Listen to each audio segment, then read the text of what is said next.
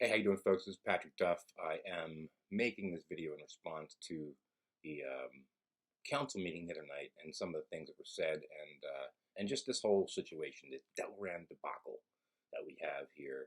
And a lot of people have been watching, I know, wondering really, what the story is, how this got going, and why I'm doing this. So let's first start off with the fact that I am nonpartisan.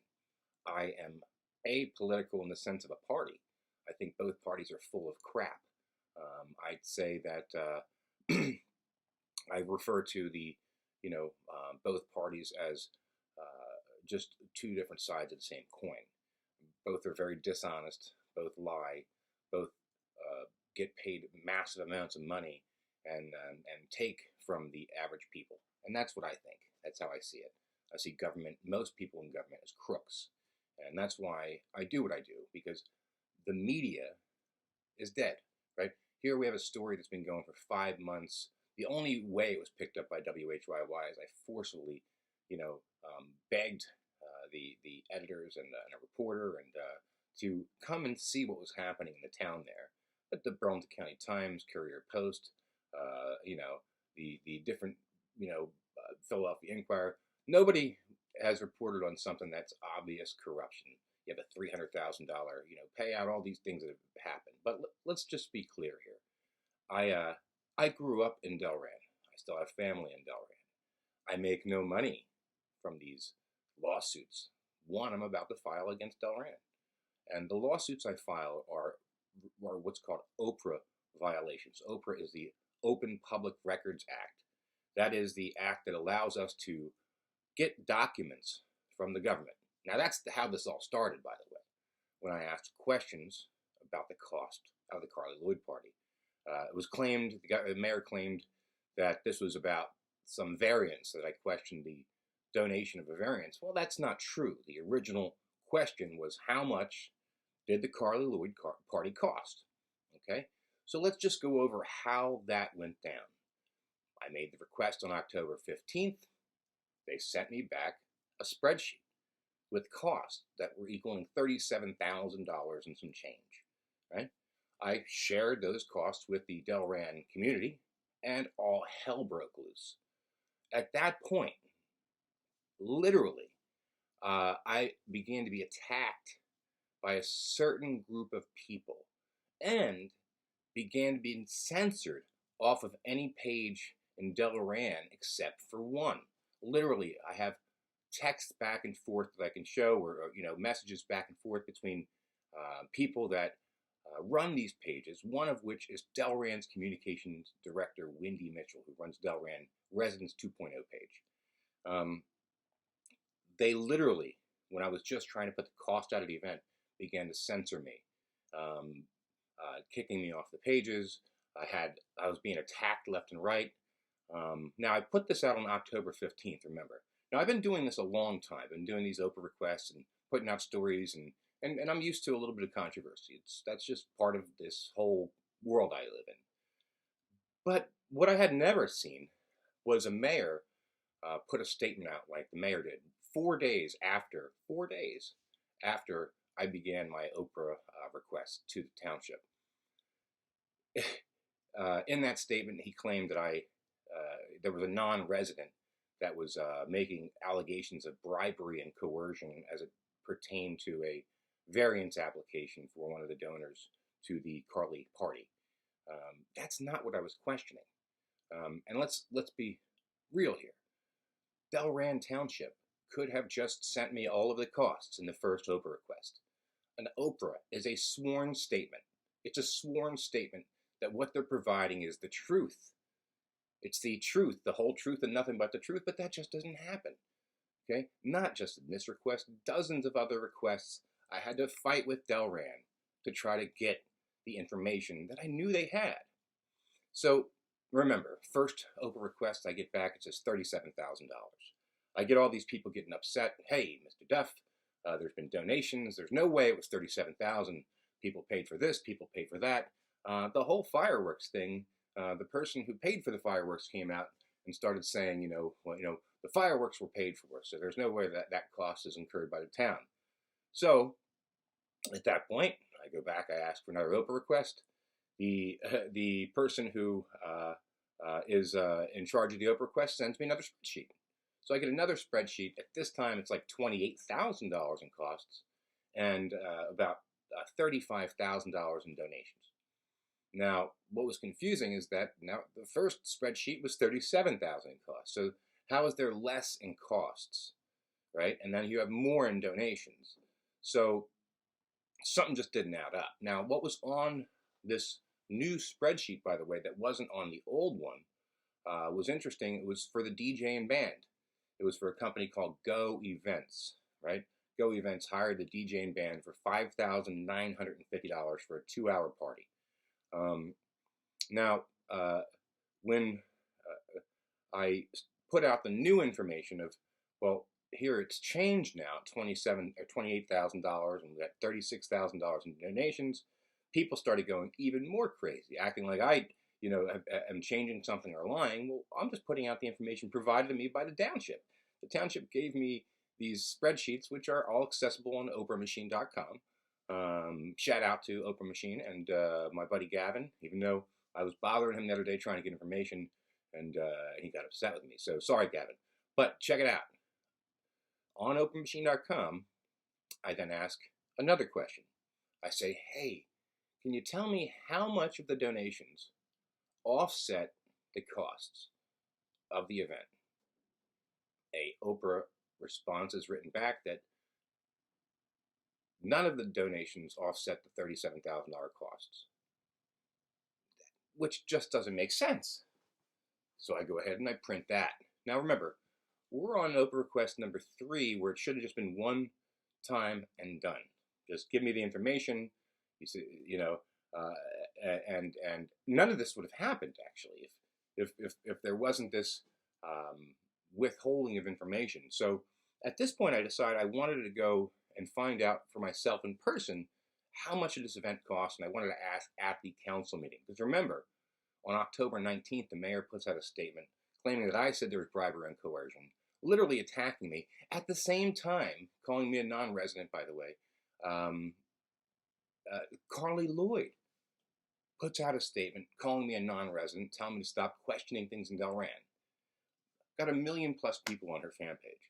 So the mayor and Carly, at the same time, on the same day, put out these statements calling me this non-resident. What's so interesting is Carly herself is not a resident of Delran, nor is Wendy Mitchell, the communications director of Delran, who's now on the welcome committee of Delran. How does, as Pat Pomeran said, how does somebody welcome somebody to a town that they don't even live in? And so remember, at this point, we have costs of $37,000, $28,000. We have donations of $35,000. And the reason why I think what happened is I have an email to show on October 19th that Jeff Hatcher sends to the council president and mayor, letting them know how the dedication rider will work to accept these donations that they have. And I believe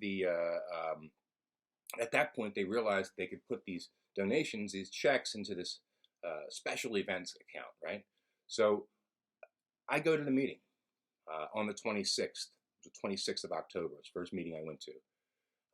When I go to the meeting, I want a very simple question. First of all, I wanted a very simple thing. I wanted the mayor to take down that post since it was a lie. I asked him to take down the post. And I asked them to very simply stop censoring their Facebook page, which is not legal to do. They're still censoring it. The mayor put out a message how he's going to be transparent, and they're still taking people's messages down. So here I go on the 26th. I'm at the meeting. I ask questions. I say, hey, how much did this event cost? I have to ask over and over to find out. Finally, it comes out that the mayor says the event cost over $90,000. Now, there's an email maybe 2 weeks before the event happens, not even about 9 days before the event happens, where Jeff Hatcher tells the mayor that he can't spend anymore unless they receive more donations, because they've already spent $83,000 by that point, and that $83,000 is over their allowed spending. Now listen, this is the crazy part about this. When this first kind of started getting underway, Delran was going to use the school, was going to use this football field to have this event. But the school board said no. And during these meetings, during these back and forths, I believe it slipped out somewhere that the contract for Starlight Entertainment to put up stage and audio equipment and video screens was for $150,000. $150,000. So after I find out the event was actually $90-something thousand, I put that information out there. I'm still getting beat up left and right. I receive a, some lovely different people coming at me left, from all different angles. And I sent a message back to one of them, a guy named Paul Werner. And I said, basically asked, "You get a problem?" He then replies, "F you, you homosexual slur." And we go back and forth a little bit, and then he claims to be a cop, says he's going to shoot me in my face, and tells me to stay offline. So just days after that meeting, that I go question the council and question the mayor, I have somebody threatening my life to tell me to stay offline. Now, at that point, I put some more open requests in. One of the open requests was for the contracts. I wanted all the contracts that they got for the stage and the sound and the lighting and the video, right? So they send me a grouping of contracts to show that there's different ones. There was staging, there was lighting, and there was a separate ones for video screens. All the contracts were under $44,000, which is a bidding threshold. That if the contract is above $44,000, that the township would have to go out to what's called an RFP process, a request for proposals. They put a request out, people make a proposal to the town, and they go with the lowest, most responsible bidder. That's the way it's supposed to work. The process, though, takes at least 60 days. So what happened is these Delran Township was within 60 days of when the event was to happen.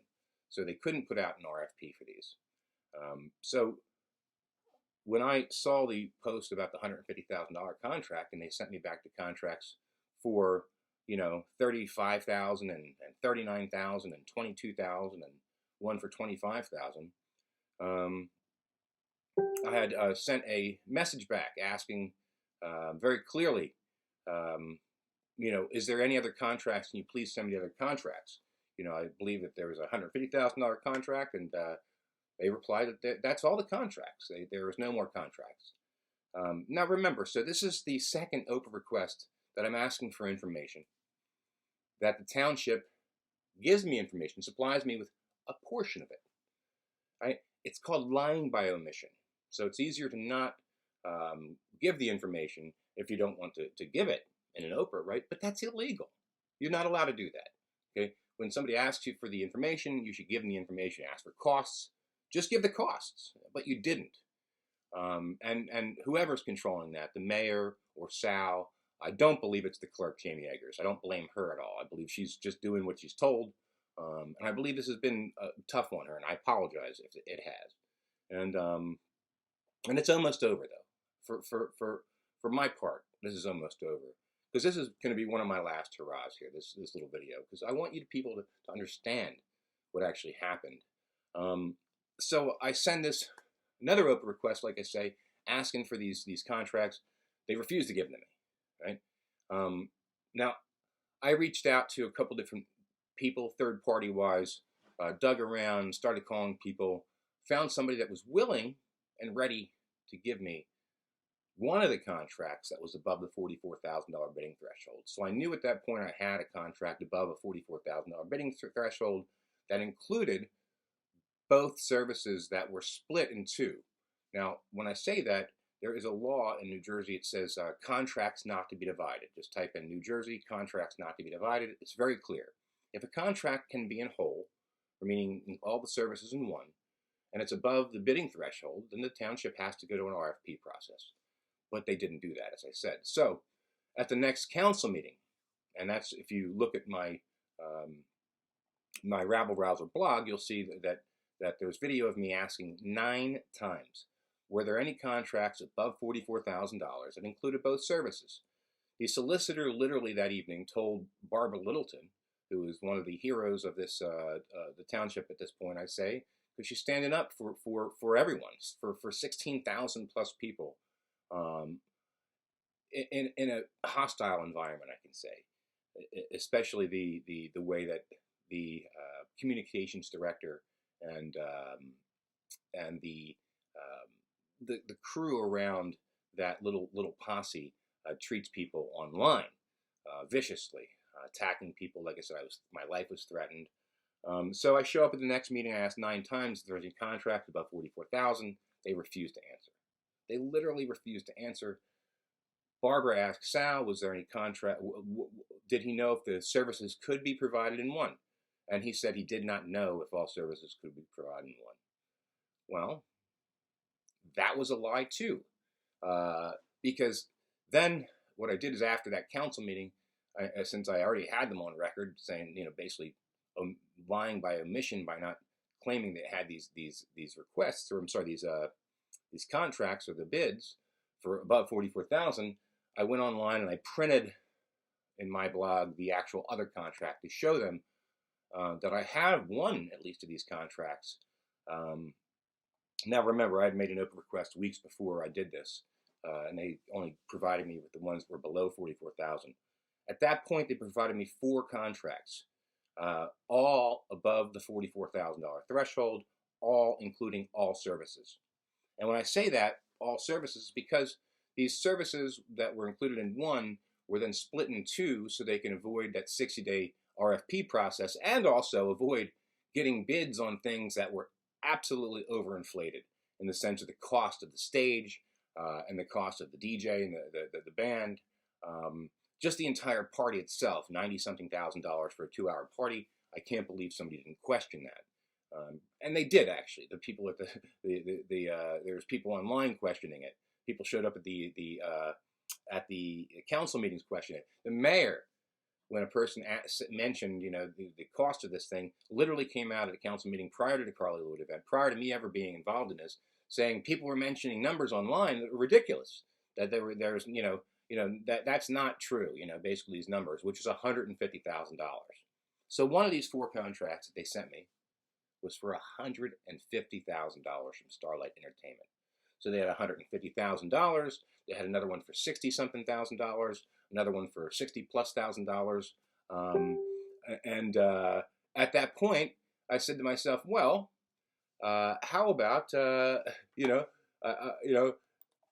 fact that this is now the second open request in a row that I've had to ask multiple times to get information that Delran absolutely knew they had. So the whole thing about the mayor saying that I'm costing the township all this money in open requests, well, if they just answered the open request honestly, that wouldn't have to happen, right? So remember, I asked them 9 different times. They had these contracts above $44,000. They omitted. They refused to answer. This is called lying by omission. They knew they had them. They then started calling them concept proposals, but they weren't this. They weren't they weren't a bid proposal. They were just concept proposals. They were just thinking about. Well, the truth is that those contracts that were had, and I have the proof of this, when they were being negotiated and people started asking questions out there about, how much this thing's going to cost, the township then went out and got other contracts that were less than $150,000. So they had a $150,000 one. People started asking questions. Right at the end of September, they started asking questions. So like a couple weeks, or middle of September, they start about a month before the event happens, right? So they go out, they seek more bids, but they're above the $44,000 threshold. So they'll have to get an RFP, or do they? So in an email from the chairman of the Recreation Committee, a young man named Colin Rafferty, who's probably been through hell in this whole thing. And again, I apologize to him because I think you and many people have been roped into where you're at by the mayor. And I'm going to get to that in a minute. So here you have this email where Colin Rafferty literally says in the email that the contracts need to be separated because they're having an issue with the bidding threshold. I believe he says it the opposite way, that they're having an issue with the bidding threshold. He then says that there must be 2 separate contracts. Will that be a problem? The guy writes back. He doesn't know if he can do that. He then sends a message saying, hey, let's get a solicitor on the phone, the infamous Sal Soliciliano. And then the contracts are divided. A third-party vendor provides a quote for the same exact services that were being offered, and they divide the contracts in 2, which is illegal. So one of the questions I want the mayor to answer, and Sal to answer, is what did Colin mean when he said he needed to separate the contracts? Were there contracts above the $44,000 that included all services? And why did you ask him to separate those contracts? And were you within the 60-day period that you would have to, time length for an RFP, which we know you weren't. You didn't have enough time at that point. So at that point, when those bids are separated, those quotes are separated, they've performed an illegal act. It's fraud, basically. They're defrauding the taxpayers, because taxpayers deserve the best quotes that they can receive for these services. So just imagine this. And this is why I want to kind of do this video, because a lot of people don't understand this. At the same time as the township was planning the Carly Lloyd party, they had put a RFP out for the trash, the solid waste contract, to pick up your trash every week. The township and open request and through all the different mediums that I've searched, literally only sent 9 emails to and from on behalf of the entire solid waste contract. Now, in the Carly Lloyd event, the planning of the Carly Lloyd event, no kidding, there's hundreds of emails to plan it.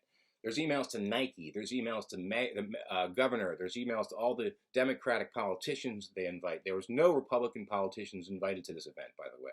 So if it was an event that was, free for all, except for Republican politicians.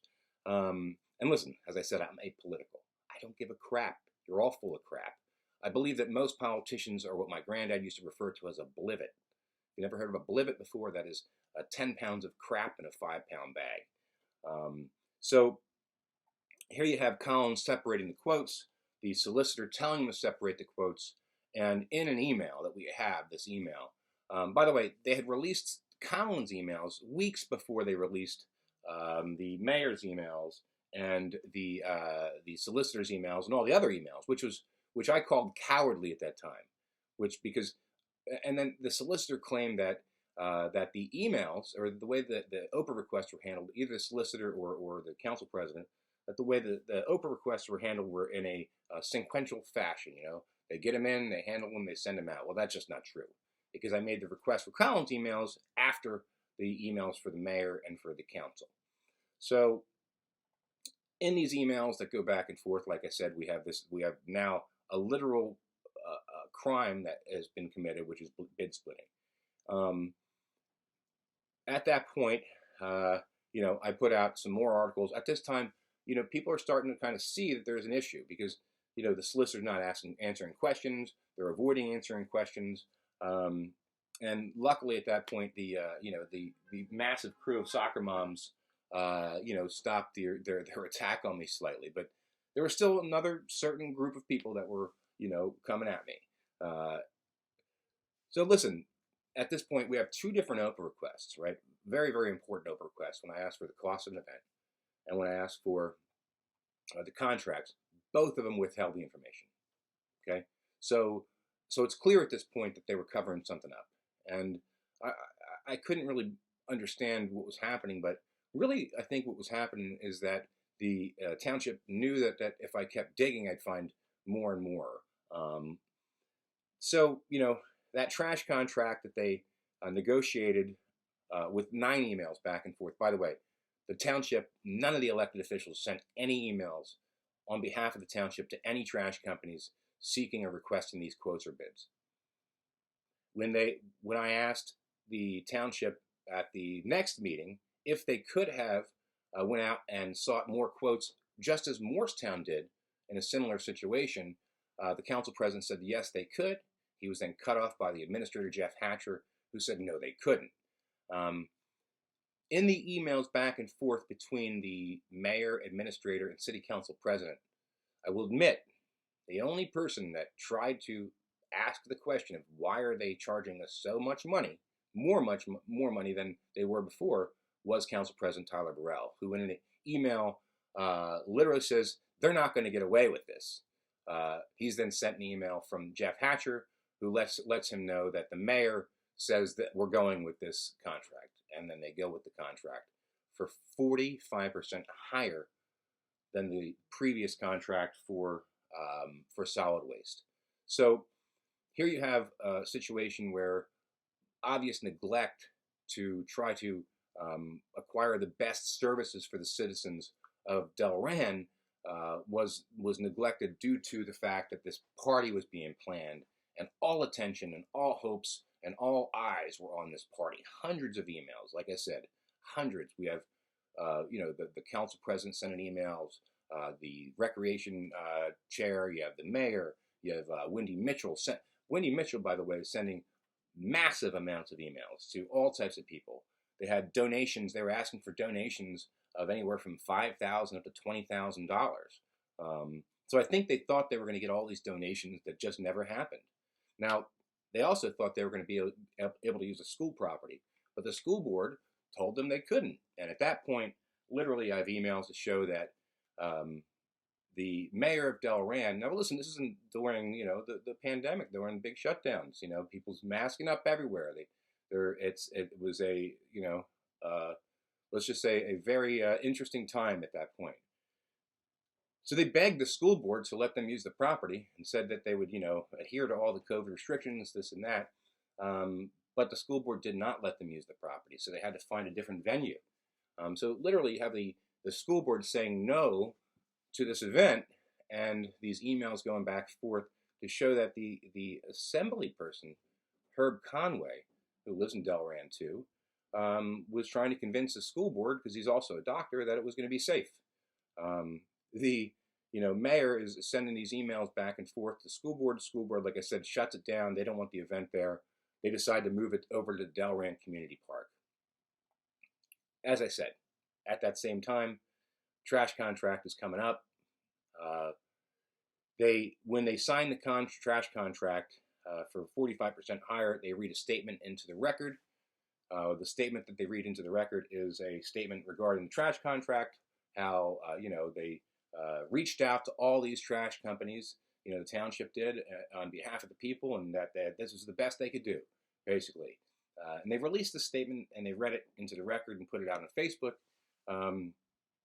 And I say that because it was one of those statements that was probably a little bit of a black eye, but they released it. It was good for them to do that. Now, I say that because there was another statement that was read into the record a couple months prior to that, and this is where we're going to get into some pretty serious stuff. Now, the statement that was read into the record prior to that was a statement regarding the Dunphy landscaping lawsuit. That statement that was read into the record prior to that was where I found that $300,000 of taxpayers' money had been paid out to settle a lawsuit. The statement that was read into the record, and as I asked the council the other night and the mayor if all these statements that are read into the record are put online, and they said yes. They think so, right? Well, the only statement that I could find that was ever read into the record, at least since this administration has been in, and that did not get put online for people to see, was the statement that was read into the record about the Dunphy lawsuit. Now, I have clear information from the insurance company that Delran did not contact the insurance company on time. They literally waited months after they should have contacted the insurance company, and the insurance company denied Delran's claim.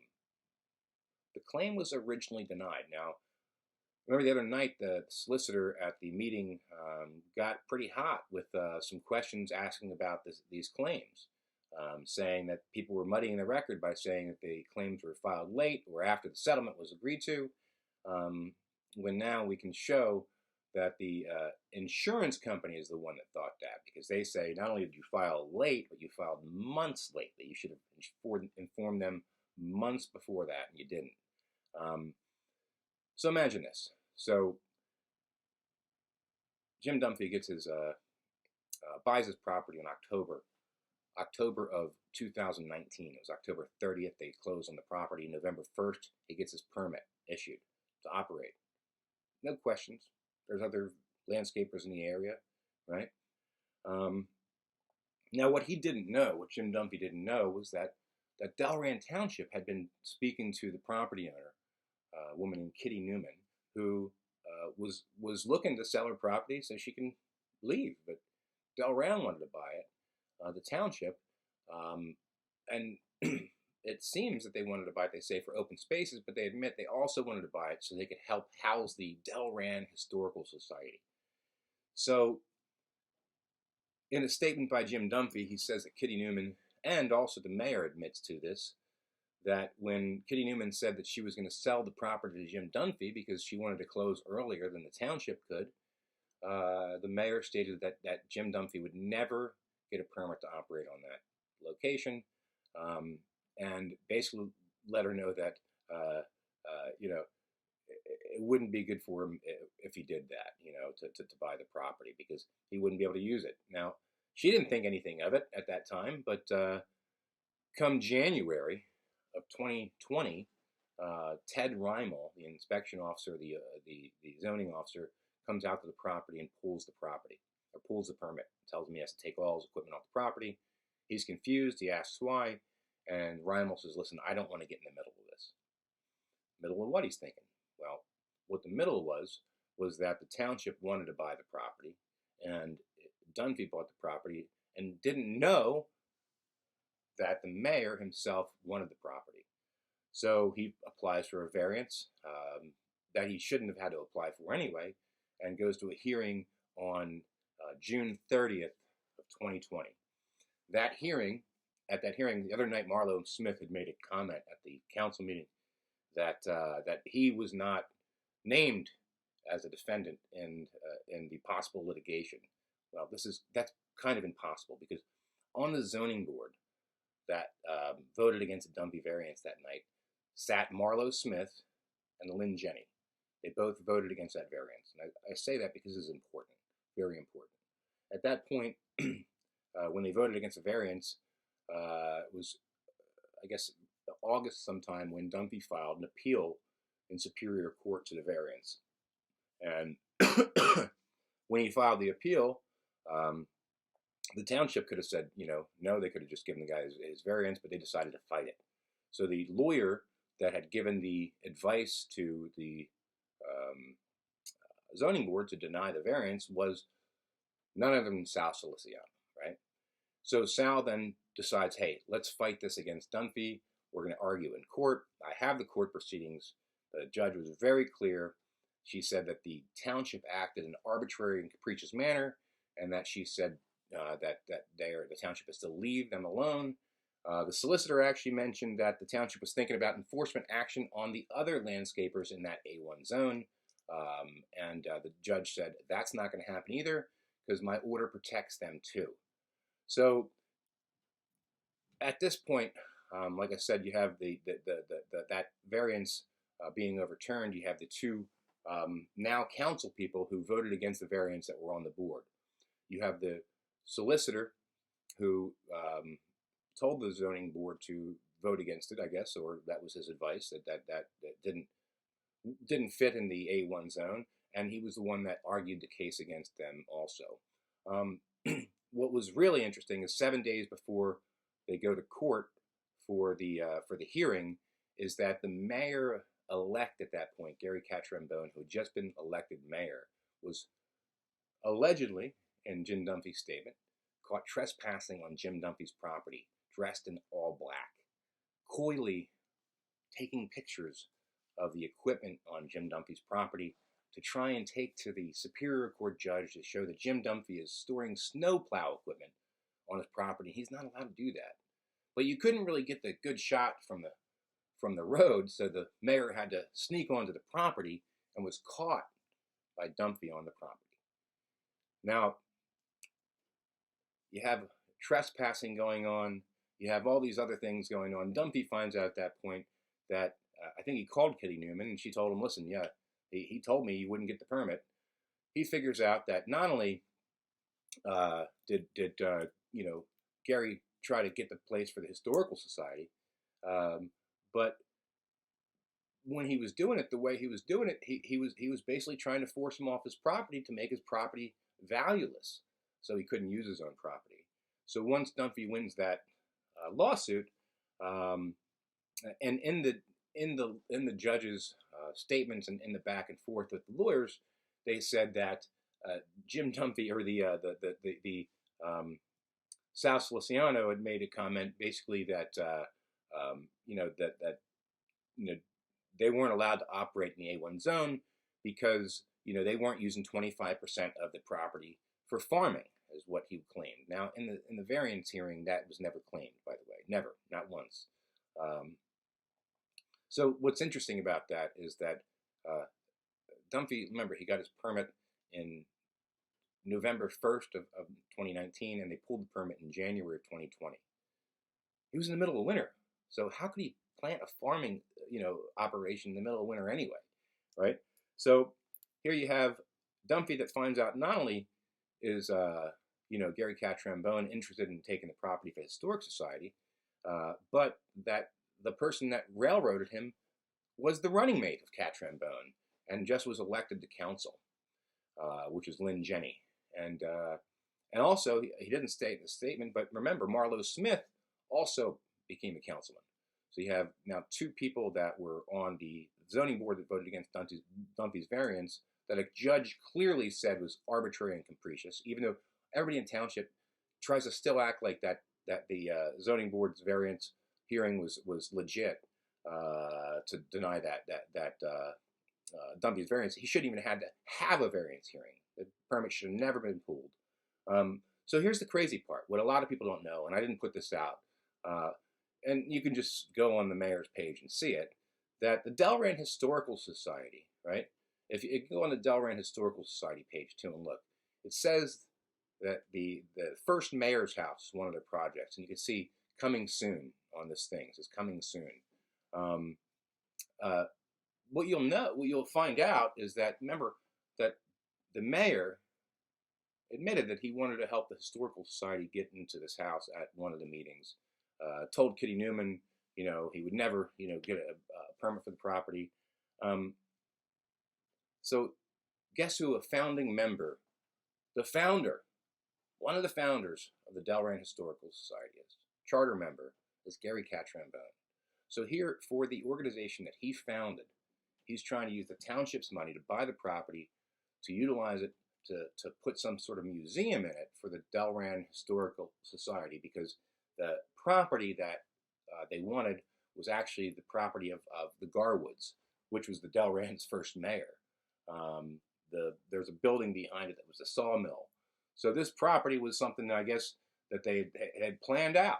And Jim Dunphy, muddied their plans up by buying it and trying to operate his legal business, and they put him through hell for it. So at that point, in the court hearing, the judge literally says she's not going to open the can of worms about the Jim Dunphy statement, because she knows that's going to be litigation for the future litigation, I believe she called it, meaning that she knew the lawsuit was going to be filed by the Dunphys, because here you have a mayor trespassing on people's properties, taking pictures to try to railroad them in a court hearing they should have never had to be in. So instead of, like I said, contacting the insurance company at that time, or when that lawsuit was originally filed against the township, they let it sit. The township claims, this is no joke, that there is no demand letter from the Dunphys, that it was just a conversation on the phone they had, and that on 3/12 of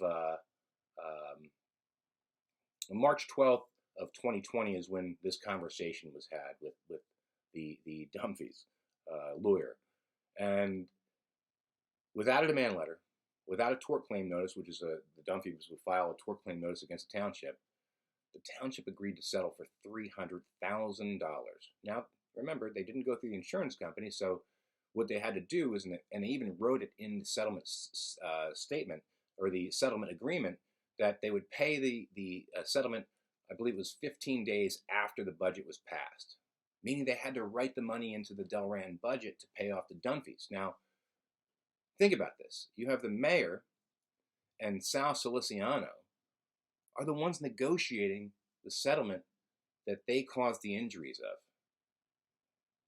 Now, they should have abstained from that. And if the lawyers or the insurance company was involved, no way that would have been happening.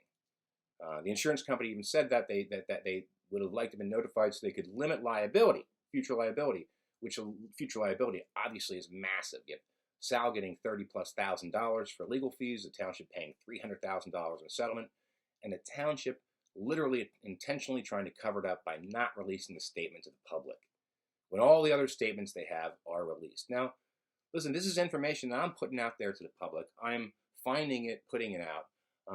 For that, somebody decided they were going to make a hit blog against me and put out a hit blog saying that I faked my cancer, saying that I'm a thief, saying all these other lovely and wonderful things about me because I'm asking questions in the township of Delran. Now, listen, we're now at the point where you have bid splitting, right? You have the conflict of interest handing out the nephews. You have the fact that you have, neglect on the trash contract. But the stuff that happened to Jim Dunphy's, I mean, this is they were hit with RICO violations. They were going to be charged with RICO violations, racketeering, harassment, trespassing, abuse of power, all these other things, right? But they negotiated their own settlement with taxpayers' dollars. That is absolutely insane to me. Now, not only did they get to negotiate on behalf of themselves a way out of these allegations, but Lynn Jenny and Marlo Smith, who the other night both claimed that they didn't do anything wrong by voting on that settlement, both of them were on the zoning board that voted against Dunphy's variance, and both of them voted for the settlement. They should have abstained. There's no way that that's not a conflict of interest. Voting on an actual settlement agreement that, number one, you've literally negated all insurance regulations and policies.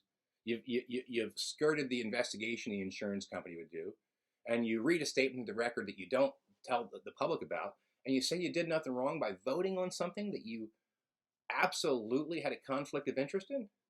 The other night at the meeting, I believe they were voting on something that was silly, and they talked about abstaining. Listen, I've been going to these meetings for months now. They'd never talked about abstaining before. But since I questioned them as to why they didn't abstain on that, they put these comments out. And then you have Tom Lyon saying, I'm a carpetbagger and all these other lovely things about me. Listen, man, you're a sitting councilman. You have to take some scrutiny. You finally stood up and said something. Congratulations. But imagine, you said that the mayor did nothing wrong. The council did nothing wrong. But then you go on to say that they didn't answer the questions they should have. You can't have it both ways there, Mr. Lyon. All right? And by the way, I did lose my cool a little bit the other night, and I called you a chicken. And sorry, I called you a chicken. But you are. You're a coward. And to the people out there who continually try to come at me, on the Facebook, I'm done. I'm not going to engage with you. I'll block you. You just get blocked. No more Patrick Duff for you. So if you want to see my stories, you want to see my stuff, don't come at me like an idiot. Answer the questions. If you don't want to answer the questions, you want to be a fool, you're done. You're blocked. So, listen, Tyler Burrell, you did come out and do the right thing, but you must admit, months of the wrong thing done. And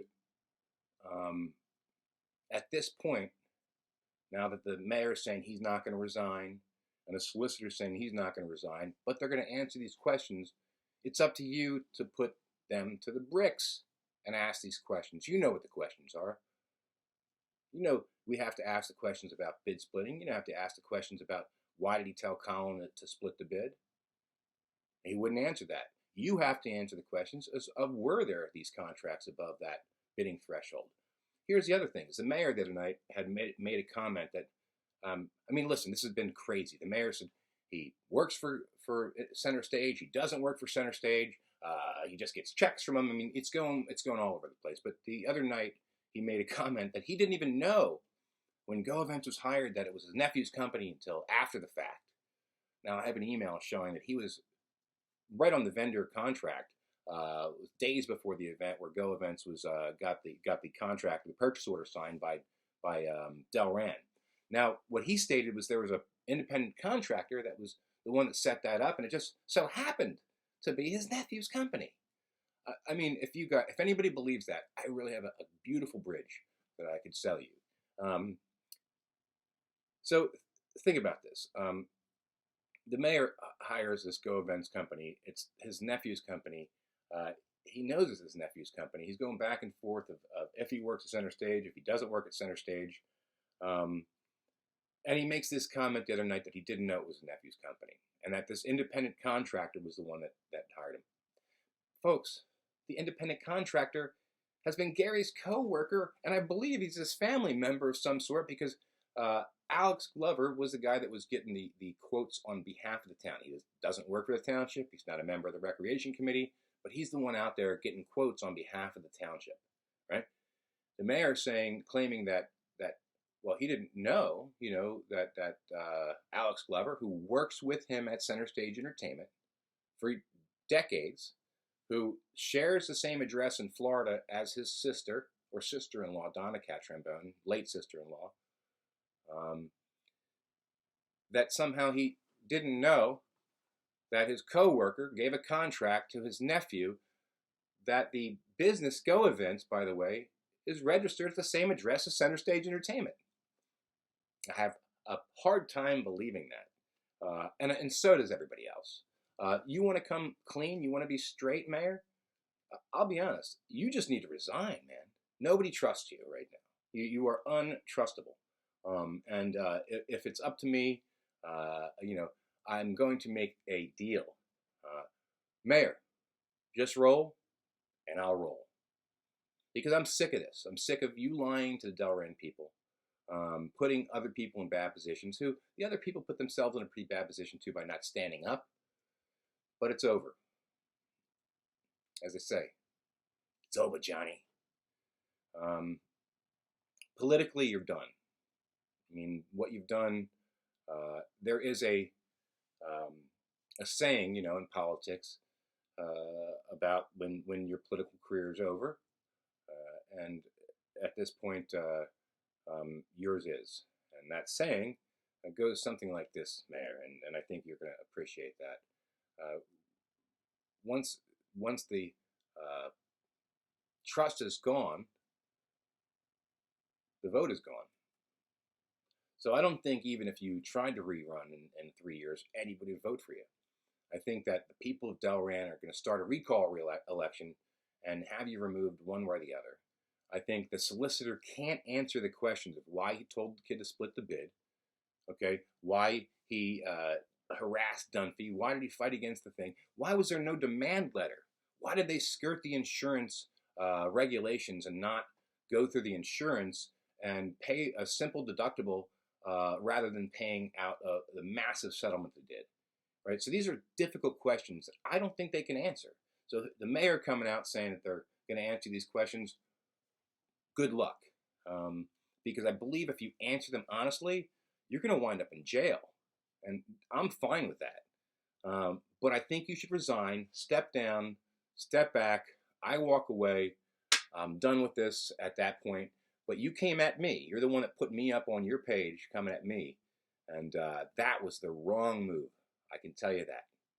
Now, everybody, I have nothing against the Township of Delran. I'm from Delran. I love Delran. In fact, so I can ask more questions, I'm thinking about just coming back and renting a room there for a couple months so I can ask more questions, because the mayor basically is saying that if you're not a resident, you don't deserve to be asking questions of him. Well, it wasn't just me asking the questions, Mayor. It was the residents showing up asking you questions, and you refused to answer them. And that's sad. So it's time for you to go, one way or the other. Over and out.